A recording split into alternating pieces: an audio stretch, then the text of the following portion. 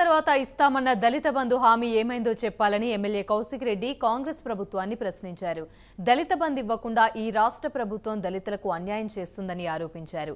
రైతు బంధు ఇప్పటికే రైతుల ఖాతాలో ఎందుకు జమ చేయలేదో చెప్పాలని, రైతులకు 2 లక్షల రూపాయల రుణమాఫీ చేశామన్న ప్రభుత్వం ఎందరికి చేసిందో వివరించాలన్నారు కౌశిక్ రెడ్డి. రైతు బంధు, రైతు రుణమాఫీ చేయకపోతే కాంగ్రెస్ నాయకులను, ఎమ్మెల్యేలను రాష్ట్రంలో ఎక్కడా తిరగబోనివ్వమని హెచ్చరించారు. ఇక కాళేశ్వరం ప్రాజెక్టుపై కాంగ్రెస్ పార్టీ నాయకులు దుష్ప్రచారం చేస్తున్నారని మాజీ మంత్రి వినోద్ కుమార్ మండిపడ్డారు.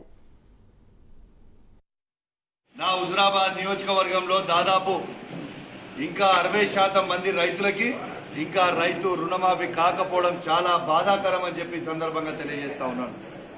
నేను ఈ ప్రభుత్వాన్ని డిమాండ్ చేస్తా ఉన్నాను. వెంటనే రైతులకు అందరికీ కూడా రైతు రుణమాఫీ చేయాలని నేను డిమాండ్ చేస్తా ఉన్నాను. మీరే చెప్పారు కదా, ఏకకాలంలో 2 లక్షల రూపాయల రుణమాఫీ చేస్తామని చెప్పింది ప్రభుత్వమే కదా. ఈ మీ మాటలు వినే, మీ మోసపోయిన మాటలు వినే ప్రజలు ఓటేసి మిమ్మల్ని ఆ 1.8% ఏవైతే ఎక్కువ ఓట్లు పడ్డాయో ఈ మోసపోయిన మాటలతోనే కదా అని చెప్పి నేను అడుగుతా ఉన్నాను.